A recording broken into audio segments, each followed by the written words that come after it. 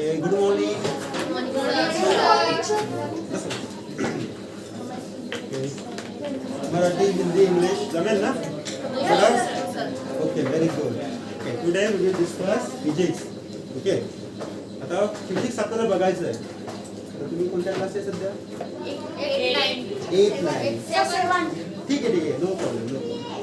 सगळ्यांना समजेल. ओके, अशा पद्धतीने आपण घेऊ. ठीक आहे. सगळ्यात पहिले फिजिक्स म्हणजे काय याची डेफिनेशन आपण बघूया की फिजिक्स म्हणजे काय असतं. बरं सांगा. Physics is a branch of science which deals with the study of motion. Okay, study of motion. Okay, तर त्यांनी सांगितलं की फिजिक्स ही अशी ब्रँच आहे. आवाज येतो मला स्पष्ट? मास्क स्पष्ट घ्यावं लागतं का म्हणून? हां, ठीक आहे. What is physics? फिजिक्स सांगितलं की it is the branch of science, सायन्सची ब्रांच. आणि त्याच्यामध्ये आपण कशा स्टडी करतो तर मोशनचा स्टडी करतो. ओके, आता आपल्या सभोवताली आपल्या एन्व्हायरमेंटमध्ये किंवा आपलं जे काही नेचर आहे त्या नेचरमध्ये आपल्याला बऱ्याचशा गोष्टी दिसतात. ओके, जस्ट एक्झाम्पल सपोज जर कमी म्हटले की हा बुक आहे, बरोबर आहे.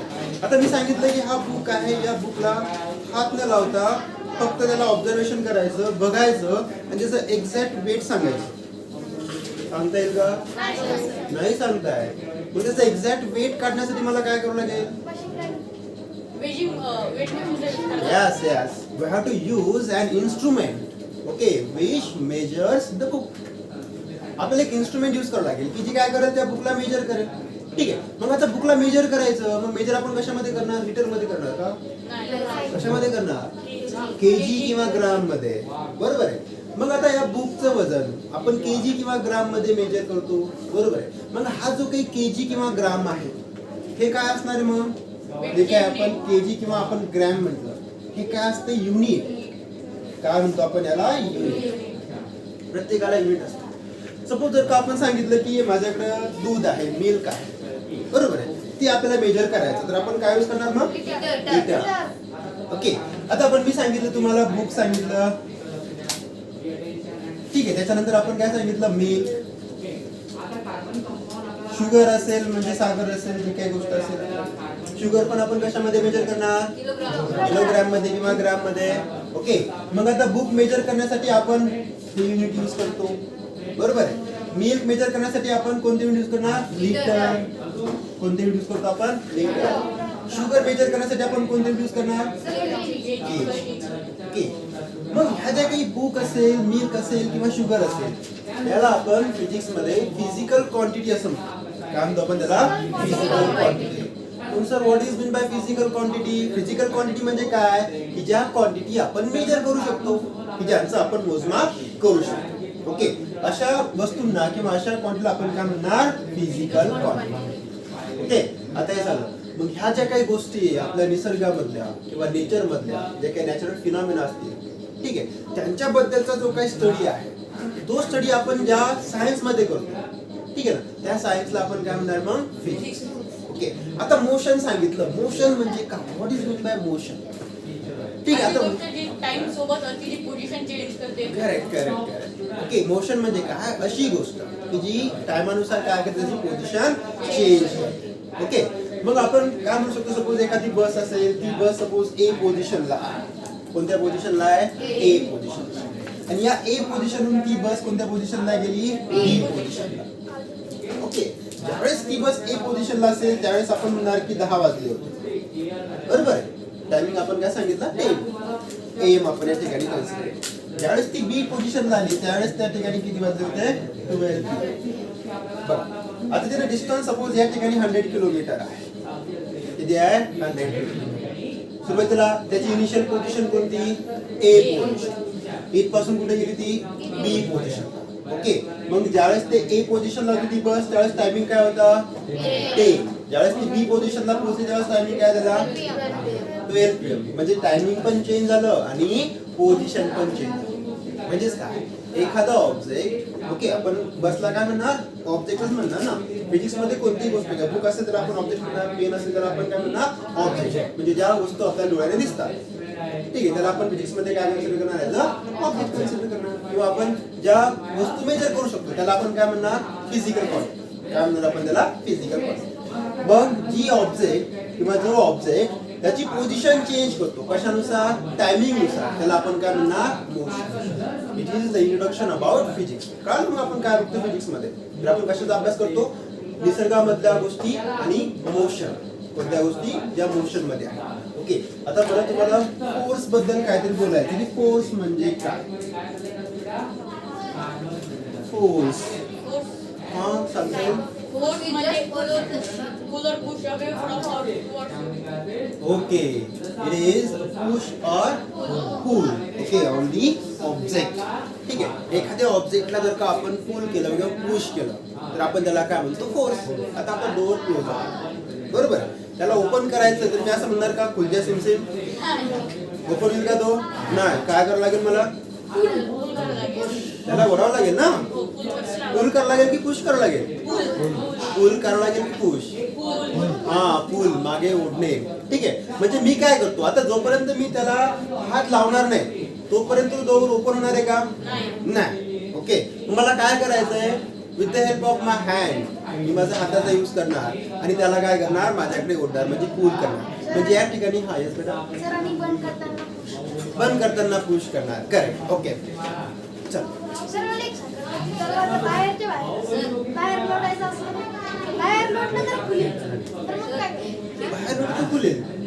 ओके आता समजा तू आत असेल त्याला पुश करणार बाहेर जर का तू उघडत असेल तर बरोबर आहे का नाही त्याला बाहेर ढकलणार उघडायचं असेल जर का आत त्याला ओपन व्हायची जागा असेल तू काय करणार त्याला पुल करणार.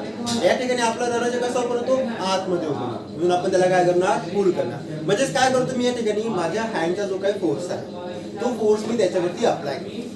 ओके सपोज हा पुस्तक या ठिकाणी आहे जोपर्यंत मी त्याला हात लावणार आहे तोपर्यंत कुठे असणार तो याच पोझिशनला असेल. पण जर का मला याची पोझिशन चेंज करायचं असेल हा इथून उचलला मी या ठिकाणी ठेवला बरोबर आहे. म्हणजेच काय बुकला मला काय करावं लागेल या पोझिशन मध्ये आणण्यासाठी फोर्स अप्लाय करणं काय करावं लागेल फोर्स अप्लाय करावं लागेल. मग फोर्स काय असते तर force is a quantity okay which changes position और motion of an object.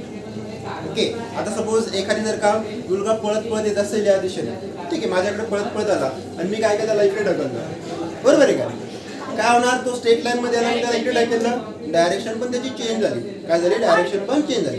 Suppose एखाद्या या ठिकाणी उभा असेल त्याला मागून मी जर का जोरात धक्का दिला तर तो समोर जातो बरोबर आहे. तो अगोदर कोणत्या पोझिशन मध्ये होता मग उभा असेल तर रेस्ट मध्ये होता त्याला धक्का दिल्यानंतर तो समोर पळत गेला कशामध्ये आला मोशन मध्ये आला. म्हणजे फोर्स म्हणजे काय तर फोर्स ही अशी क्वांटिटी असते की जी ऑब्जेक्टची काय काय चेंज करू शकते मोशन चेंज करू शकते डायरेक्शन पण चेंज करू शकते. ओके ओके आता याला आपण काय म्हणणार मग फोर्स पुश आणि पुल तर आपण करतोय ओके मान्य आपला.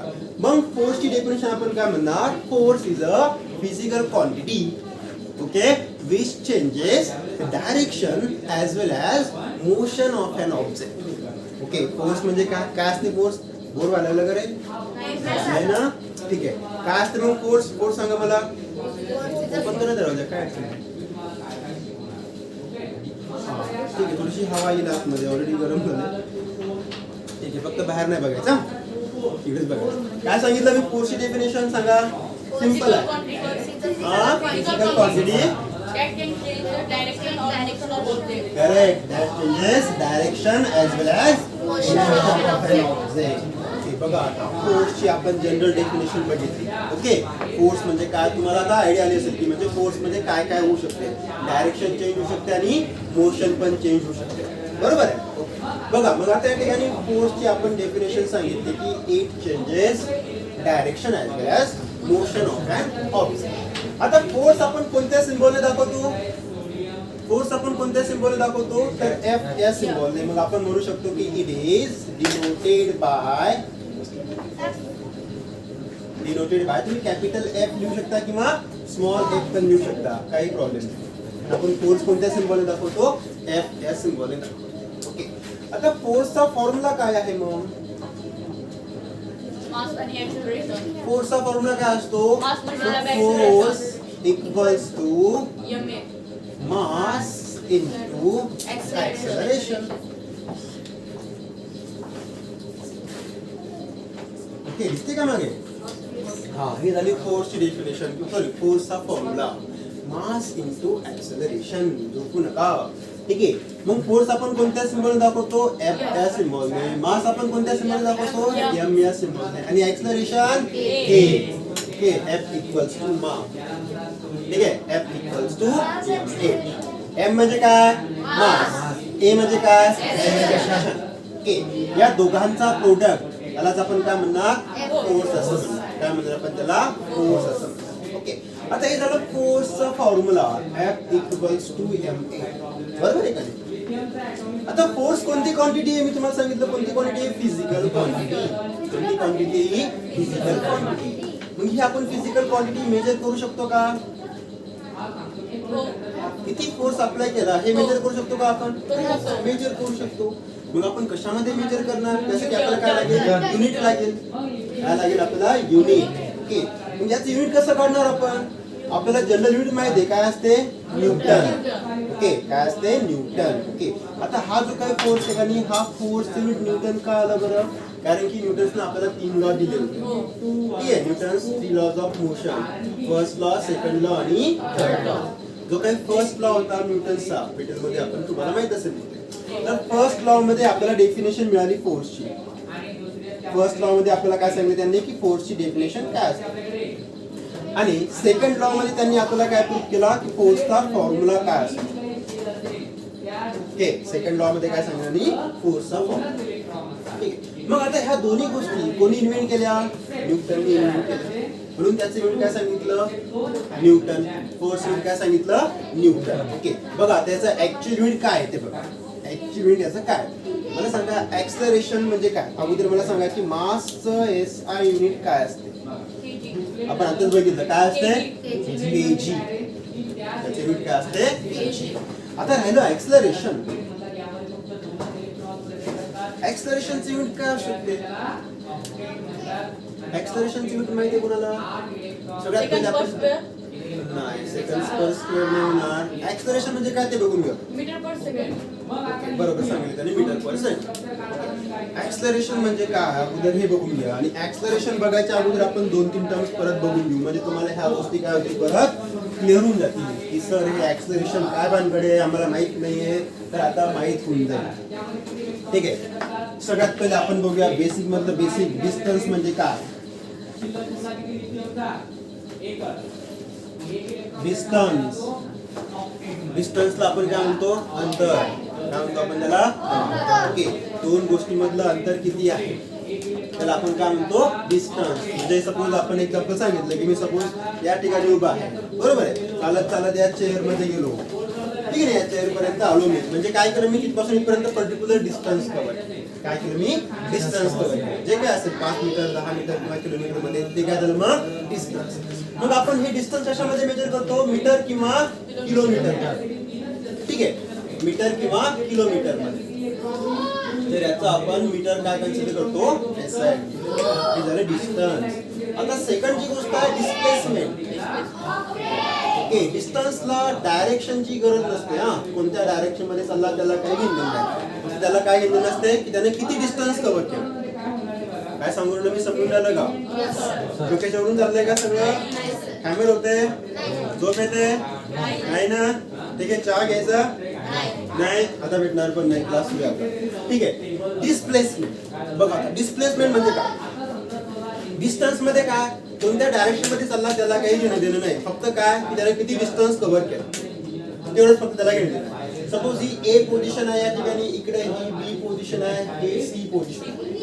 ठीक आहे, हा A पासून B गेला सपोज 10 किलोमीटर आहे. हे B पासून C गेला सपोज 15 किलोमीटर आहे. परत A टू C आला सपोज 8 किलोमीटर आहे. ठीक आहे, 8. मग तो A पासून निघाला B पर्यंत आला, B पासून निघाला C पर्यंत आला, परत A पर्यंत आला. मग त्याने किती डिस्टन्स कव्हर केलं? किती डिस्टन्स कव्हर केलं? तर 10 अधिक 15 25 प्लस 8 32. हे झालं कोणत्या दिशेने गेला काही घेणं नाही. परंतु त्याने टोटल डिस्टन्स किती कव्हर केलं? 32 किलोमीटर. तुमचं मॅथ क्लिअर आहे?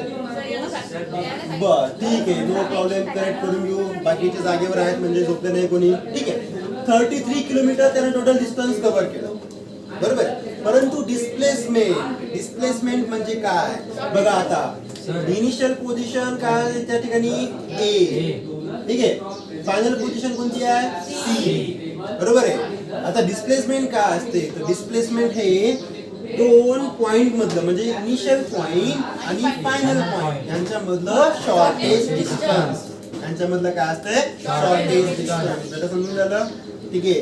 What is displacement? Displacement is the shortest distance between initial position and final position. Okay. मग आता मला सांगा ए टू सी, सपोज आपण या ठिकाणी सांगितलं डायरेक्शन सांगा बरं, ही कोणती डायरेक्शन असेल, नॉर्थ ईस्ट साऊथ, ही कोणती असणार आहे साऊथ, ओके का. बर, ही कोणती ईस्ट, ही कोणती वेस्ट. आता तो या डायरेक्शन मध्ये म्हणजे कोणतं साऊथ ईस्ट, कोणत्या डायरेक्शन मध्ये तो साऊथ ईस्ट. आपला सी पोझिशन कोणत्या डायरेक्शन मध्ये साऊथ ईस्ट डायरेक्शन मध्ये. ओके. मग मला सांगा आता तो A to B, B to C असं जाईल का? नाही. ओके. शॉर्टेज डिस्टन्स काय? Direct A to C.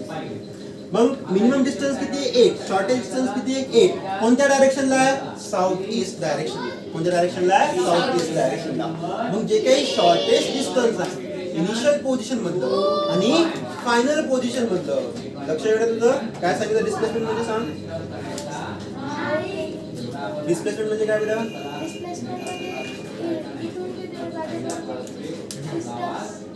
कोणतं डिस्टन्स? लक्ष द्या, लक्ष द्या. कोणतं डिस्टन्स?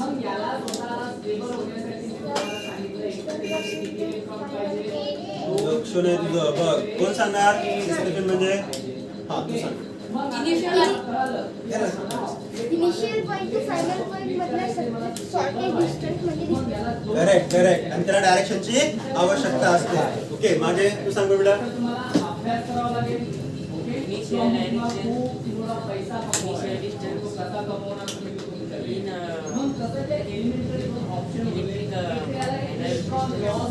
नाही रे, लक्ष देत नाही तुम्ही, ठीक आहे.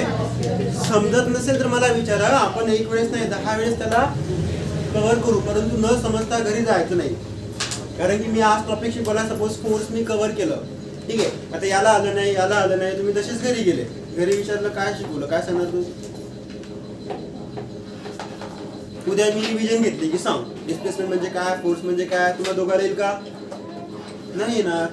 जर का समजत नसेल तर लगेच हात वरती करायचा, बिंदास हे सांगा, ठीक आहे. टेन्शन नाही व्हायचं, परंतु विचारायचं, ठीक आहे. बघा परत रिवाइज करतो मी. डिस्टन्स आणि डिस्प्लेसमेंट बघा. आता ए ही आपली इनिशियल पोझिशन आहे, सी आपली कोणती आहे फायनल पोझिशन. सांग आता ए म्हणजे कोणती पोझिशन? हा. सी म्हणजे कोणती? Final position. आता आपल्याला काय करायचं, ए पासून सी पर्यंत जायचं. कुठे जायचं? ए पासून सी पर्यंत जायचं. मग तो ए पासून अगोदर बी पर्यंत आला, बी पासून अगोदर नंतर सी पर्यंत आला. मग हे 10 किलोमीटर डिस्टन्स आहे ए टू बी आणि बी टू सी किती आहे 15. मग मला सांगतो टोटल डिस्टन्स किती कव्हर केलं? 25. बरोबर आहे. आता ए टू सी पण डिस्टन्स मला माहिती आहे किती आहे 8 किलोमीटर. मी तुम्हाला सांगितलं फक्त मला काय करायचं की ए पॉइंट पासून, ए हा माझा इनिशियल पॉइंट आहे आणि सी कोणता पॉइंट आहे? Final point. तर मला ए पासून सी पर्यंत जायचं. तुमच्याकडे ही डायग्राम आहे, तुम्ही कोणता पाथ चूज करणार? A B C, direct A to C, A to C. मग आता सी हा पॉइंट कोणत्या डायरेक्शन मध्ये आहे? साऊथ ईस्ट डायरेक्शन मध्ये. कोणत्या डायरेक्शन मध्ये? साऊथ ईस्ट डायरेक्शन मध्ये. आता हे कोणतं डिस्टन्स आहे? शॉर्टेस्ट. 25 किलोमीटर जाणं सोपं आहे की 8 किलोमीटर जाणं सोपं आहे? 8 किलोमीटर. बरोबर आहे. मग 8 किलोमीटर काय झालं? इनिशियल पोझिशन आणि फायनल पोझिशन मधलं शॉर्टेस्ट डिस्टन्स. डिस्टन्स आहे शॉर्टेस्ट डिस्टन्स. ओके. म्हणून आपण त्याला काय म्हणणार? डिस्प्लेसमेंट. काय म्हणणार आपण त्याला? Displacement. What is displacement? It is the shortest distance between initial position and final position. Clear झालं प्रत्येकाचं? क्लिअर झालं? ओके. डिस्टन्सला डायरेक्शनची गरज नसते, डिस्प्लेसमेंटला डायरेक्शनची गरज असते. कळलं? दोघांचं पण सेमच आहे. हे पण मीटर मध्ये किंवा किलोमीटर मध्ये ना, हे पण कशामध्ये? मीटर किंवा किलोमीटर मध्ये. डिफरन्स काय? डिस्टन्सला डायरेक्शनची गरज नाही, डिस्प्लेसमेंटला डायरेक्शनची गरज आहे. ओके. या गोष्टी क्लिअर झाल्या दोन? ओके. आता आपण बघणार आहे नंतर डिस्प्लेसमेंट झालं, आपण नंतरची गोष्ट बघणार आहे की वेलॉसिटी. काय बघणार आपण? वेलॉसिटी. ओके. बघा आपण कोणती टर्म बघतोय? फोर्स. परंतु ऍक्सेलरेशन आलं म्हणून आपल्याला सगळ्या गोष्टी काय करायच्या या ठिकाणी एक्सप्लेन करणे, म्हणजे तुम्हाला हे कसं आलं हे कळलं पाहिजे. वेलॉसिटी. आता वेलॉसिटी म्हणजे काय? वेलॉसिटी आपण मराठीमध्ये काय म्हणतो? वेग स्पीड किंवा वेग आपण म्हणून गेला वेलॉसिटी. ओके बघा वेलॉसिटी म्हणजे काय. आता तुम्हाला फॉर्म्युला सांगतो मी वेलॉसिटीचा काय असतो. Velocity equals to displacement short form मध्ये ना डिस्प्लेसमेंट अपॉन टाइम. ओके मग याची डेफिनेशन काय येणार फॉर्म्युला माहिती आहे आपल्याला. ठीक आहे डिस्प्लेसमेंट अपॉन टाइम म्हणजेच काय या ठिकाणी डिस्प्लेसमेंट काय झालं चेंज झालं. डिस्प्लेसमेंट काय होणार चेंज होणार. कशानुसार चेंज होणार टायमिंग नुसार चेंज होणार. कशानुसार चेंज होणार टायमिंग नुसार चेंज होणार. मग जे डिस्प्लेसमेंट टायमिंग नुसार चेंज होणार त्याला आपण काय म्हणतो मग वेलॉसिटी. काय म्हणतो आपण त्याला velocity. What is velocity the rate of change of displacement. Okay काय सांगितलं मी काय सांगितलं the rate of change of displacement परंतु कशानुसार with respect to time. With respect to time is called as velocity. Okay परत रिवाइज करतो लक्ष द्या सगळ्यांनी. हा काय सांगितले velocity definition the rate of change of displacement with respect to time is called as velocity. कोण सांगणार पटकन कोण सांगणार. The rate of change of displacement with respect to time. Okay सांग बेटा. The rate of change of displacement with respect to time. Correct. Okay सांग. The rate of change of displacement with respect to time is called as velocity. बस बेटा. Okay आता मला सांगा याचा आपल्याला unit काढायचं एसआय युनिट काढू आपण. डिस्प्लेसमेंट आपण कशामध्ये मेजर करतो मीटर मध्ये आणि टाइम कशामध्ये मेजर करतो आपण सेकंडमध्ये.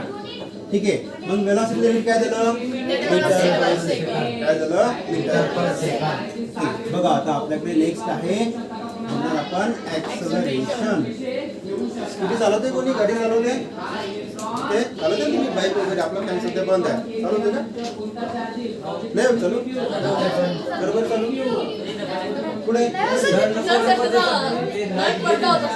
राहू दे बंदच राहू दे. मग बघा आता ऍक्सलरेशन म्हणजे काय आपण स्कूटी चालवतो किंवा जी काही बाईक असेल ती आपण चालवतो बरोबर. आपल्या जर का थोडीशी गर्दी असेल तर स्पीड आपला काय असतो कमी असतो आणि आपल्या हातामध्ये काय असते ऍक्सिलरेटर असते बरोबर आहे. मग ते ऍक्सिलरेटर कशाचं काम करते स्पीड कमी किंवा जास्त करायचं बरोबर आहे. मग जर का तुम्हाला एकदम मोकळा रस्ता असेल कुठेच काही नाहीये एकही व्हेकल नाही एकही वाहन समोरून येत नाही तुम्ही काय करता लगेच त्याचा कान पिळता बरोबर ना ऍक्सिलरेट करता तुम्ही त्याला. मग ज्यावेळेस तुम्ही ऍक्सिलरेट करता त्यावेळेस तुमच्या गाडीचा काय वाटते स्पीड वाढते म्हणजेच काय वाटते त्याची वेलॉसिटी वाढते. काय वाटते त्याची वेलॉसिटी वाढते. ओके म्हणजे वेलॉसिटी चेंज झाली. प्रत्येक वेळेस तुमची सपोज मी सांगितलं की 60 किलोमीटर पर आवर प्रत्येक वेळेस तुमची 60 किलोमीटर पर आवर असेल का नाही. समोर जर का स्पीड ब्रेकर आलं तर 10 असेल स्पीड ब्रेकर गेलं 40 असेल. अजून मोका रस्ता दिसता तुम्ही वाढता काय होणार 60 किलोमीटर पर आवर. अजून मोका दिसता 80 किलोमीटर पर आवर. अजून समोर गेले की तुम्ही खाली पडेल दिसणार. ठीक आहे ना 100 मीटर गेल्यावर बरोबर. म्हणजे या ठिकाणी काय झाली टायमिंग नुसार आपण त्याची काय चेंज केली वेलॉसिटी चेंज केली. काय केली आपण वेलॉसिटी चेंज केली. कशामुळे वेलॉसिटी चेंज केली कारण की आपण त्याला काय केलं ऍक्सलरेट केलं. काय केलं आपण त्याला ऍक्सलरेट. मग ऍक्सलरेशन म्हणजे काय आपण एक्झाम्पल बघितलं आता की आपण काय केलं की ऍक्सलरेशन जो काय ऍक्सलरेटर असेल गाडीचा त्याच्यानुसार आपण त्याची काय केली वेलॉसिटी चेंज केली. मग मला सांगा बरं आता 10 किलोमीटर पर आवर न जर का आपण आपली गाडीची स्पीड असेल तर किती वेळ लागेल आपल्याला जास्त वेळ लागेल ना. एका घंट्यामध्ये 10 किलोमीटर जाणार आपण. तो जर का आपण ऍक्सलरेट केलं आणि 60 किलोमीटर पर आवर केलं तर एका तासामध्ये आपण किती जाणार 60 किलोमीटर. ओके म्हणजे या ठिकाणी काय झालं टाइम चेंज झाला आणि आपला जो काही डिस्टन्स आहे तो पण वाढला बरोबर आहे. मग ऍक्सलरेशन म्हणजे काय तर ऍक्सलरेशनचा फॉर्म्युला मी या ठिकाणी अगोदर लिहितो की व्हॉट इज द ऍक्सलरेशन. ऍक्सलरेशनचा फॉर्म्युला काय असतो तर वेलॉसिटी अपॉन टाइम. ठीक आहे जे काही गाडीचं ऍक्सलरेटर आहे त्या ऍक्सलरेटरने आपण काय यूज केलं काय केलं तर त्या गाडीची वेलॉसिटी चेंज केली. टायमानुसार काय होणार त्याची वेलॉसिटी चेंज होणार. मग ऍक्सलरेशन म्हणजे काय वेलॉसिटी अपॉन टाइम. ओके मग त्याची डेफिनेशन कशी सांगणार बरं सांग. Rate of change of velocity with respect to time is called acceleration. Correct. The rate of change of velocity with respect to time is called as acceleration. समझे? पटकन. The rate of change of velocity with respect to time is called acceleration. सांग. the rate of change of velocity with respect to time. Okay सांगा. The rate of change of velocity with respect to time is called as the acceleration. Correct. Okay तुला सांगते The rate of change of velocity with respect of the time is known as acceleration. बघा इथे काय आलं आपल्याकडे acceleration आलं. काय आलं ऍक्सिलरेशन. कोणत्या सिम्बॉल दाखवतो आपण ऍक्सिलरेशन ए सिम्बॉलने. वेलोसिटी आपण v या सिम्बॉलने दाखवतो. कोणत्या सिम्बॉलने v. डिस्प्लेसमेंट काही ठिकाणी s हा सिम्बॉल यूज करतात, काही ठिकाणी d हा सिम्बॉल यूज करतात. ठीक आहे, दोन्हीपैकी कोणता सिम्बॉल तुम्ही यूज करू शकता.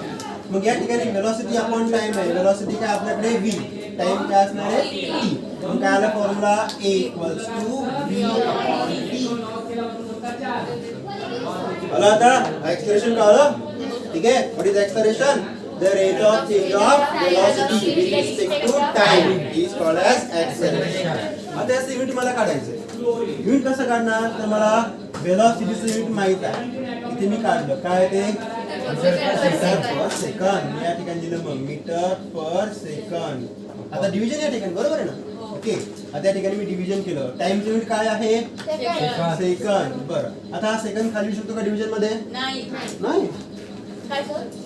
हे डिव्हिजन मधलं सेकंड, मीटर हो, पर सर. सेकंड मधला खाली येऊ शकतो का सर, इथे? येईल ना. ओके, मीटर पर मग आता हे सेकंद. काय होणार कम्प्लीट मीटर पर एका सेकंद. सेकंद तर सेकंद बरं. स्क्वेअर. मग मला सांगा या ठिकाणी ऍक्सिलरेशनचं युनिट काय येणार मग? Meter per second. आणि यालाच आपण ऑर मध्ये काय म्हणतो? न्यूटन. काय म्हणतो आपण याला? मग ऍक्च्युअल युनिट काय ऍक्सिलरेशनचं? Metre per second square. ठीक आहे, त्याला आपण ऑर मध्ये काय म्हणतो? न्यूटन. काय म्हणतो आपण त्याला? न्यूटन. मग हे काय झालं आपलं फोर्स. बघा तुमच्या बऱ्याचशा बेसिक गोष्टी क्लिअर झाल्या. डिस्टन्स म्हणजे काय असते, डिस्प्लेसमेंट म्हणजे काय असते, क्लिअर झालं सगळ्यांचं. ठीक आहे, वेलोसिटी म्हणजे काय आणि त्याच्यावर डिपेंड काय आहे ऍक्सिलरेशन. बघा या तिन्ही गोष्टी बघा, डिस्प्लेसमेंट, वेलोसिटी आणि ऍक्सिलरेशन ह्या एकमेकावर डिपेंड आहे. बरोबर आहे. डिस्प्लेसमेंट चेंज झालं की काय मिळते? वेलोसिटी. आणि वेलोसिटी चेंज झालं की काय मिळते? ऍक्सिलरेशन मिळते. ओके, क्लिअर आहे. मग हे झालं आपलं फोर्स बद्दल की it is denoted by symbol F. Formula काय असतो? Force equals to mass into acceleration. ठीक आहे, आणि त्याचा एस युनिट आपण आता या ठिकाणी काढायचंय. फोर्स एस युनिट काढायचा आता. ओके, किंवा युनिट ऑफ फोर्स कोण सांगणार मला? सांगा बरं. Unit of force, force unit काढायचा आपण. तुम्हाला मास युनिट माहित आहे आणि ऍक्सिलरेशन पण युनिट माहित आहे. सॉरी, याला न्यूटन नाही म्हणणार. सॉरी, ऍक्सिलरेशनला न्यूटन युनिट नसते. आपण फोर्स बद्दल बोलतो. ठीक आहे, बघा आता काय होतं. फोर्स इक्वल्स टू काय असते? करेक्ट करा, ऍक्सिलरेशनचं युनिट न्यूटन नाही. ठीक आहे, फोर्स आपण कन्सिडर करून या ठिकाणी न्यूटन लिहिलं. ठीक आहे, ऍक्सिलरेशनचं युनिट काय असते? Metre per second square. याला न्यूटन म्हणायचं नाही. ठीक, फोर्स इक्वल्स टू काय फॉर्म्युला असतो? मास इनटू हा येणार आहे सुद्धा आपण. ठीक आहे, मास into acceleration.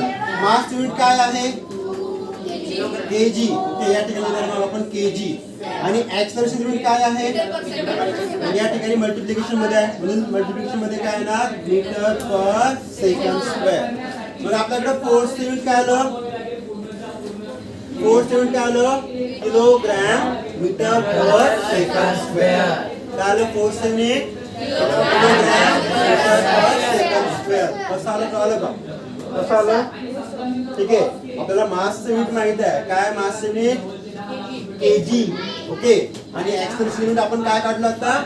Metre per second square. Mass unit आपण या ठिकाणी दिलं काय? Kilogram.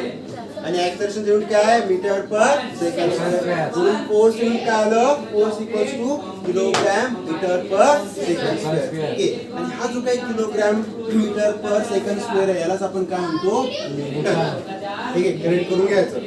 Kilogram meter per second square यालाच आपण काय म्हणणार? न्यूटन. म्हणून फोर्स युनिट काय असते? न्यूटन. ओके, आता युनिटचे दोन टाइप असतात. एक आपण एसआय युनिट कन्सिडर करतो, दुसरा सीजीएस युनिट कन्सिडर करतो. ठीक आहे, आता सीजीएस युनिट मध्ये काय ना? सीजीएस म्हणजे काय? ओके, सीजीएस म्हणजे काय? सेंटीमीटर. त्याच्यानंतर ग्राम.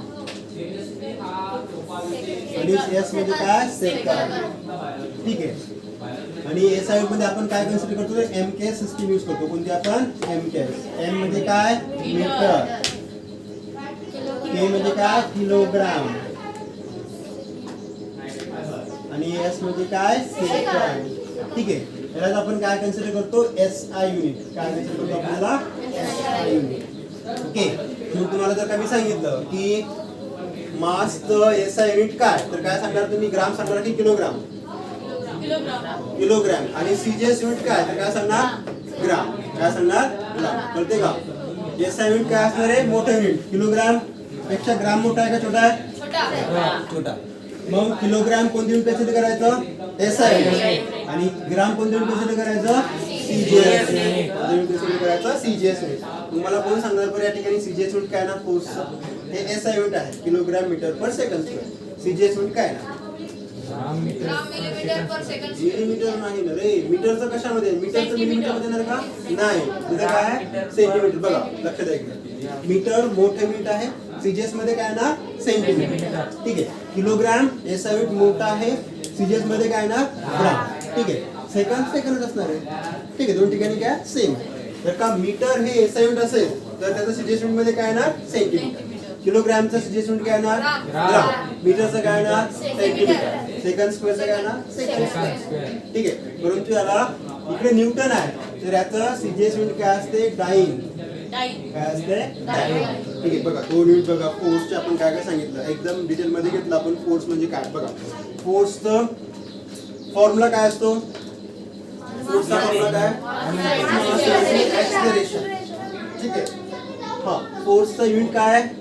न्यूटन. हे पण सांगायचं. मीटर पर सेकंड स्क्वेअर और न्यूटन. हे झालं कोणतं unit? SI unit. SI unit. Okay. CGS unit सांगितलं त्याचं. CGS unit. ठीक आहे ना, छोटं वालं. ठीक आहे. न्यूटन कोणतं आहे? मोठा युनिट. म्हणजे आपण त्याला SI युनिट म्हणतो. ठीक आहे. याचं CGS युनिट काय येणार मग? नाही. ग्राम सेंटीमीटर सेकंड स्क्वेअर और डाईन. ओके, क्लिअर झालं इथपर्यंत? काय डिफिकल्टी आहे? ठीक आहे. सेशन एंड करायचं चालेल? समजला प्रत्येकाला? प्रत्येकाला समजला? ओके. हा बेटा, डाईन म्हणजे छोटा युनिट, न्यूटन म्हणजे काय? मोठं युनिट. त्याला छोटं मोठं म्हणायचं का? नाही. डाईन म्हणजे कोणतं? CGS unit. आणि न्यूटन म्हणजे कोणतं? SI unit. करेक्ट. ओके. अजून काही डाऊट्स तुम्हाला? नाही समजला असा टॉपिक आहे कोणता? याच्यामधलं काही समजलं नाही का? सर एक न्यूटन म्हणजे किती टाइम? 10⁵. हा, yes. ते ऑफ करावे. ऑफ करायचं का? बरं ठीक आहे.